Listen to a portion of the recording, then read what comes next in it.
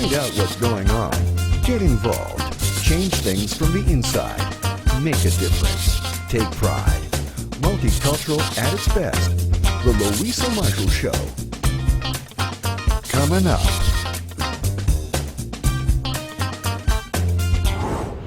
Today, all new. Arrows Across Eons. Becoming Tina Turner. A true story of a 12-year-old girl outcast by necessity. A story of coming of age and coming out. Get inspired with the spiritual journey of one of the biggest fans of the legendary queen of rock and roll, Tina Turner. More than 60 years in the music business, Tina Turner has become one of the most commercially successful international female rock stars to date. Her sultry, powerful voice, her incredible legs, her time-tested beauty, and her unforgettable story all contribute to her legendary status. The fans all over the world have been touched and inspired by her incredible life story of courage, triumph, and survival. One of them is Canadian-born Katherine Carlson, who found redemption, strength, and possibility before she even started a fascinating friendship with Tina Turner's actual mother, Zelma Bullock. Katherine wrote a book to tell the story of her psychological relationship with her idol, Arrows Across Eons, Becoming Tina Turner.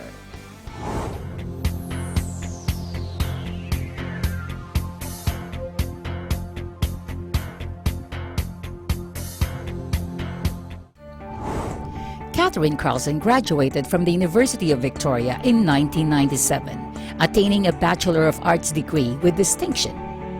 She moved to Los Angeles to study theater and quickly landed a couple of small roles on television. She then joined the Screen Actors Guild in 2000. In 2006, she associate produced and co-starred in Orgies and the Meaning of Life, a quirky independent film about one man's sincere but eccentric search for God. Finding her own self and inspiration to the biggest influence in her life, she wrote a book about her own life experience. In 2011, she created her own imprint, Shadow Valley Press, and released its first book, Arrows Across Eons, Becoming Tina Turner.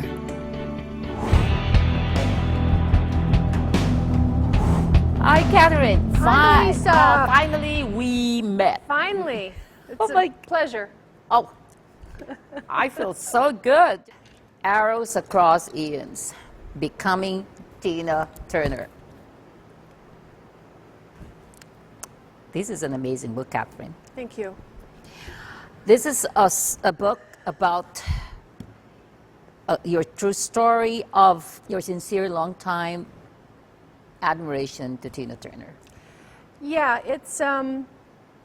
it's quite a tale, actually. As a child, I was, seeing Tina Turner was like really seeing a revolution, or she was a revelation. And so I took refuge in what she represented, because, growing up, a lot of stuff is foisted on us that we're not really, childhood is magical. Mm-hmm. And then we have to grow up and become these sort of bland, socially acceptable working consumers.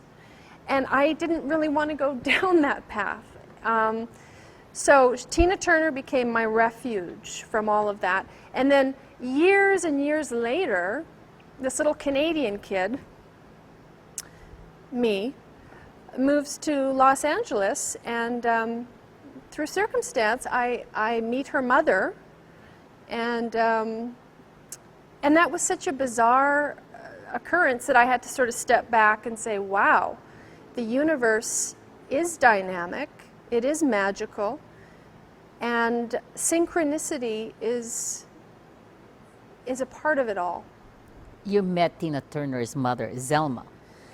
Yes. How did you meet her? Well, a lot of that is covered in the book, but suffice it to say, I met Zelma Bullock through Ike Turner. So, and Ike Turner to me, was symbolic of a lot of pain and fear, and I wasn't a big Ike Turner fan, certainly the way that he's been portrayed in the media. But as you'll see in the book, everything happens for a reason. Everyone that comes into our life has a part to play. Certainly Ike Turner had a part to play in Tina Turner's life, in the development of not only her profound talent, but her profound resiliency as well. A lot of people know the Tina Turner story, and she's a symbol of strength and endurance. But it was precisely the people in her life and the circumstances that she endured that brought her to that place of strength. So, yeah, it is fascinating, Luisa. Why did you write this book? I wrote the book as a tribute, not just to Tina Turner, but a tribute to existence itself. I talk to so many people who take their life for granted, in a sense. And for me, I'm on my knees with gratitude for life. In the book, you talk about gratitude a lot. Back and forth, back and forth. I think you hit on the main theme. You know, you start out thinking you're going to write a tale about Tina Turner, yeah. and it ends up being... Yeah, what are you grateful for? Oh, that's a great question. Well, I'm grateful for all of it. I'm grateful for my existence, for my health, for my opportunities, but I'm also grateful for the obstacles, because it's the obstacles, it's the pain, it's the challenges, all these things that people try to get away from. It's actually those things that create depth. I'm grateful for all of the experiences that I've had, and I never sit around going, gee whiz, life sucks. And if, because it's, I guess sometimes people look at me like, oh my God, Katherine, but there's an exuberance there, you know, there's a passion, and you know this, you're a performer. Well, yeah. You know? Both you and I share the same common denominator. Tina Turner! Tina Turner! Why are you attracted to Tina Turner's spiritual journey? That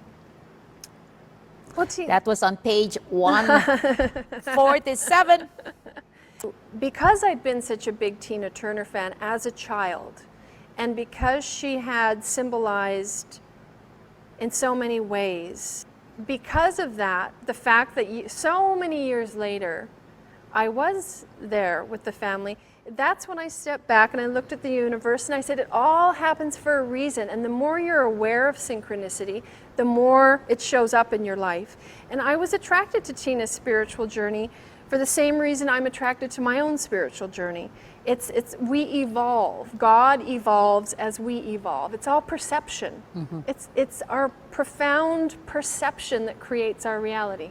I don't want to be biased, but you know, we're big so fans. biased. We're so biased. Okay, let's be biased.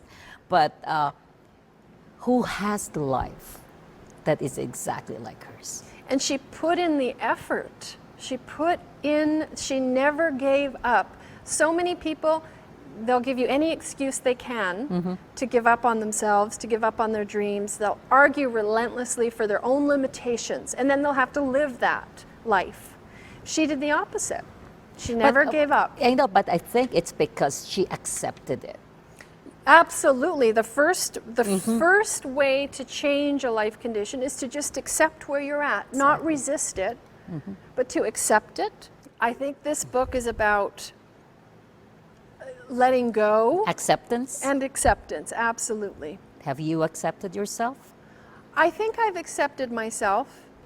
I'm at a place now where I don't really put labels on myself because I see myself as an individual as embodying everything. I feel like I'm man, woman, black, white, gay, straight. Mm-hmm. I feel like I span the gamut of the human experience. In a way, we all do.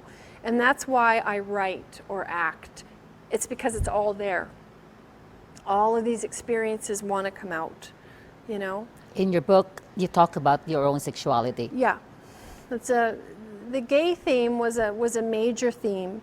The need for us as individuals to be authentic in the moment, because let's face it, we can change. Things change. We're not all static.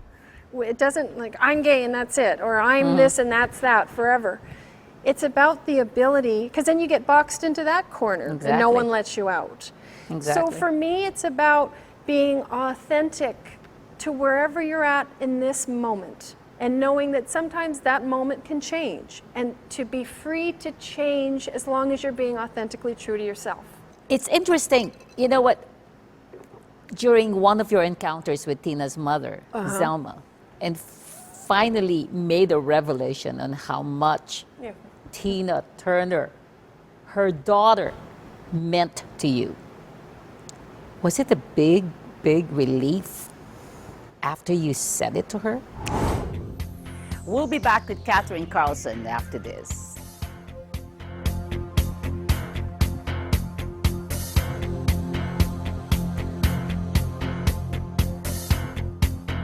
The way that Tina Turner's mother has been portrayed, certainly in Hollywood, I guess, is that she was the woman that abandoned Tina. She was the woman who didn't really realize the greatness of her daughter. She was the woman who felt that it was mostly Ike. And so I was coming in with that idea of her. But such a gracious and sweet woman. I just felt like, okay, universe, you've put me here with Zelma, this person that, you know, was the biggest Tina Turner fan. And somehow it's all going to come full circle. Because more than even me wanting to sort of relay how much Tina meant to me, I was so curious about what Tina meant to her. You know, that's what I was curious about. And that was sort of my way in. And so that circle sort of completed itself, because I discovered that Zelma absolutely loved and appreciated her daughter in her own way. Did you have doubts? I only had doubts insofar as an outsider would, looking in on something that you don't really know. But just because I'm sitting there with this woman at her bedside, you think, okay, universe, you put me here. Here I am. There must be a reason for it. There's a reason for it. There's a reason for everything. It's this. That's the reason for it. Both Tina's mother, Zelma, and ex-husband, Ike Turner, passed away. As did Aileen. How did their passing affect you and influence you into finishing your book? Well, Zelma passed away in 1998. So she passed away sort of when I was still in the middle of it all. And then Ike died many years later, many years later. I think he was 76. And so in the back of my mind, I thought, oh, I have to get this book done. Yeah. You know, it's. So you started your book before they passed away? I actually started writing the book in 2008, actually writing the book. So 10 years after Zelma had died, and I'm not exactly sure. I think, did Ike die in 2007? Something like that? 2007, yeah. About maybe four years ago. Yeah, so I started this in 2008, and then Aileen died in 2010. So like a year ago. Yeah, a year ago. So, but I always had it in the back of my mind that I would write this story, because it was a nudge from the universe, like, okay, come on. Yeah. You have to, this is what you have to share with humanity. Yeah. You know, and so it's fascinating, though, that they have all passed, and it's a reminder that life, you know, it's not about sitting around, because time is moving. You know, it's like, find out what the passion is and live it. When did you realize that you were becoming Tina Turner? That's such a good question. I think when I first moved to Los Angeles, I I made a distinct choice to live according to my instincts and my intuition, as opposed to living out other people's ideas of what I should do, as opposed to living in fear, which would have me, again, becoming perhaps a working consumer or something that I didn't really want to do. I had to sit there and go, what is it that my soul craves? And then I had to find the courage to go out and make it happen. And I think that was just the beginning of realizing that, first of all, you have to figure out what life means to you. I think that's where it all starts. You have to sit down and go, what is it that my life means to me? I'm this old, okay. What is it? Am I going to slog away with the mortgage? Am I going to do the cultural itineraries and the timelines and or am I going to listen? And we all have that voice within that craves something. A lot of people, most people, they kind of squelch that voice because it's not appropriate or it's not. And I thought, no, I can't live my life that way. Life is too precious to live that way. And so these little things, these little inklings, I would say, I realized that I was kind of taking her advice, or just at least sort of internalizing her example, the example that she set. Yeah. What is your fear? Luisa, you asked some good questions. My fear for the longest time was that I would not live up to my potential. My fear was that I wouldn't have the guts or the perseverance to live up to what I'm supposed to do here on this planet at this time. But I mean, also I will admit that, like every other human being, I have my insecurities. I mean, we get older, we age, we look in the mirror, it's like, oh God, what's happening? Everything's going south. You know, it's just, again, it's Southwest. One goes west, one goes east. Exactly. But it's like any human being on this planet. We all have the challenge of reconciling our loftier spiritual nature, our ability to be conscious of ourselves, with the fact that we are decaying biological beings at the same time. And that is quite a challenge. It's quite a challenge to age. It's quite a challenge to age in this culture. And it's quite a challenge as well to love without expectation. And these are the challenges of being human. So why Arrows Across Eons? Because, like I said earlier, it's sort of about Tina Turner, but it's also about metaphysics and quantum physics and energy. Tina Turner she exemplified a really good use of energy. But we are, that's why. She's a hurricane. She's a tornado rolled into one. What I loved about her was she took the energy and she made something amazing happen. And we're all energy. So I thought of myself as a little kid, just kind of flinging arrows across infinity and eternity. And look what happens. Like I say in the book, I think it's neat to think that the energy that manifested as me, as Katherine, in this current incarnation is kind of thrilled to be Katherine. You know, and it's energy. So you realized at the very end of your book that you were actually becoming Tina Turner, in the sense that you weren't a rock star, you weren't wearing her big hair, her red lipstick, and her miniskirt, her high stiletto heels. Right. But it's more of her spiritual influence in you. That's right. That's absolutely right. Not literally becoming Not Tina Turner. literally, no. It's No, figuratively. Figuratively. Yeah. What she represents within all of us. Yes. We all have potential.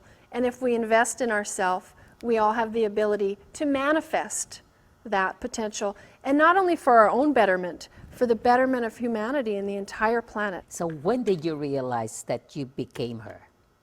mean, I her think I'm still, spirituality. I think it's a process. So it's becoming is, I don't think I have become yet, but I am always. You're working on it? I'm working on it. Well, I think we all are.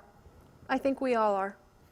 So how many times have you seen her? I have seen her live 7 times.